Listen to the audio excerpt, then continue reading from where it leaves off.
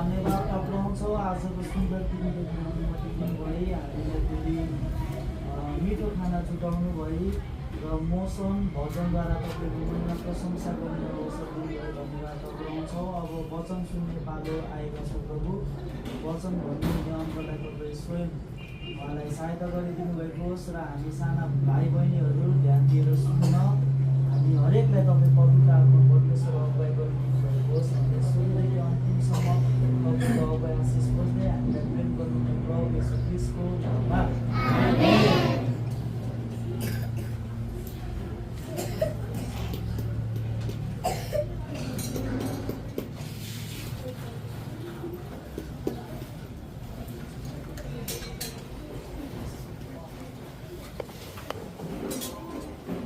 ख्रीष्टको नाममा सबैजनालाई जय मसीह। सम्झ्यौ सबैजना? वचन सुन्न कसलाई मन छ? हात उठाउनुहोस् त। कसलाई मन छ? सुन्न मन छैन?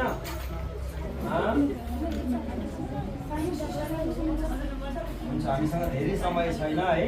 अब हात राख्नुहोस्। हामी थोरै वचन सुन्नेछौँ, एकदम थोरै। एउटा प्रश्न गर्छु है, तिमीहरू कसलाई सेवा पाउन मन छ? सेवा पाउन, माया पाउन, सहायता पाउन, चक्लेट पाउन, होइन? त्यस्तो कसैले बोकोस् भन्ने, कसैले माया गरोस् भन्ने, कसैले केही दियोस् भन्ने, होइन? त्यस्तो माया पाउन, सेवा पाउन कसलाई छ?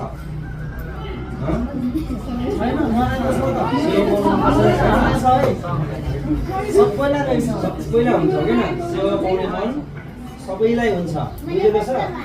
पक्कै पनि हाम्रो उसले त बुझ्दैन होला, सिमन जस्तोलाई बुझ्दैन होला यो कुरा, होइन? र यिनीहरूले बुझ्छ, होइन? एकजनाले बुझ्छ, दुईजनाले बुझ्दैन, अरू सबै बुझ्छ। उमा हात नहाल नानी, हात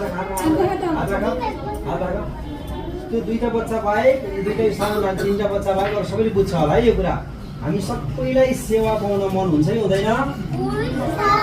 पुरुषहरूले भन हुन्छ कि हुँदैन? सबैलाई सेवा पाउन मन हुन्छ है। अनि तिमीहरू साँच्चै सेवा पाउन चाहन्छौ भने साँचो प्रेम, साँचो माया, होइन? अनि साँचो सेवा गर्ने व्यक्ति तिमीहरू चिन्न चाहन्छौ भने, होइन? तिमीहरू सेवा पाउन चाहन्छौ भने आजको वचन ध्यान दिएर सुन्नुपर्छ है। यता हेर, सबैजना यता हेर, वचन ध्यान दिएर सुन्नुपर्छ है। साँच्चै सेवा गर्ने एकजना व्यक्ति हुनुहुन्छ, साँच्चै माया गर्ने, प्रेम गर्ने, वास्ता गर्ने, सहायता गर्ने।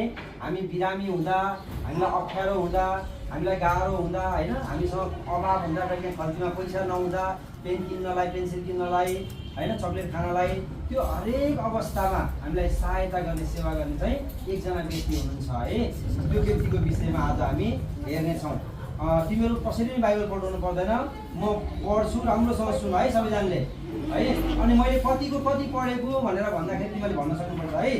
मर्कुस 10:45 पढ्छु, अनि पढिसकेपछि सोध्छु, तिमीले भन्न सक्नुपर्छ है। मर्कुस 10:45 भनेर है। के छ सुन त सबैजना हेर। मर्कुस 10:45 मा के लेखेको छ भने, किनकि मानिसको पुत्र सेवा पाउन होइन तर सेवा गर्न र धेरैका छुटकाराको मोलको निम्ति आफ्नो प्राण दिन आएको हो। मैले कति पढेको हो? मर्कुस 10:45 मा हाम्रो प्रभु येशू ख्रीष्टको विषयमा लेखिएको छ। अनि हाम्रो प्रभु येशू ख्रीष्ट चाहिँ उहाँ मानिस भएर संसारमा आउनुभयो। यहाँ किन मानिसको पुत्र भनेको भन्दा उहाँ परमेश्वर हुनुहुन्थ्यो, स्वर्गमा बस्नुहुन्थ्यो, तर मानिसलाई बचाउनको निम्ति, मानिसको सेवा गर्नको निम्ति, होइन? परमेश्वर अदृश्य हुनु, परमेश्वर हामी देख्न सक्छौँ त? सक्दैनौँ नि। अब नदेखेको परमेश्वरले हामीलाई कसरी सेवा गर्नुहुन्छ त? त्यसैले साँच्चै सेवा गर्नको निम्ति उहाँ मानिस भएर आउनुभयो। मानिसले मानिसको सेवा गर्न सक्छ सक्दैन? सक्दैन? मानिसले मानिसको सेवा गर्न सक्छ सक्दैन? हो, त्यो भएर हाम्रो प्रभु चाहिँ मानिस भएर संसारमा आउनुभयो। अनि किन आउनु भएको? स्तुति आधार मानिसले सक्दैन, कसले सेवा गरेर त? कसले तिमीलाई सानो हुँदाखेरि टोइलेटमा सफा गर्न त कसले गरिदियो? कपाल कसले कोरिदिन्छ, होइन? लुगा कसले लगाइदियो? खाना अहिले कसले जुटाइराखेको छ? मानिसले सेवा गर्छ नि। अरूले त हामीलाई आएर भने कुनै गाईले ल्याएर खाना खुवाइदिन्छ तिमीलाई, गाईमा कुनै बाख्राले ल्याएर खाना खुवाइदिएछ? तिमीहरूलाई छ बाख्राले खाना खुवाइदिएछ? छैन नि। कसले खुवाइदिएको छ? मम्मी बाबाले, होइन? अङ्कल आन्टीले, हो कि होइन? त्यस कारणले हामीलाई सेवा गर्नुलाई मान्छेको आवश्यकता पर्ने भएको कारणले गर्दाखेरि परमेश्वर प्रेम हुनुहुन्छ है। परमेश्वरले हामीलाई प्रेम गरेर उहाँ स्वयं मानिस बनेर आउनुभयो, हो कि होइन? थाहा छ है, मानिस बनेर आउनुभयो। अनि उहाँ चाहिँ मानिसको पुत्र भनेको मानिस भएर आउनुभयो, सेवा पाउन होइन तर सेवा गर्न र धेरैका छुटकाराको मोलको निम्ति आफ्नो प्राण दिन आउनुभयो। हाम्रो प्रभु चाहिँ हामीलाई सेवा गर्नको निम्ति आउनुभयो, सेवा पाउनलाई होइन। परमेश्वरले सेवा खोज्नु भएको छैन है।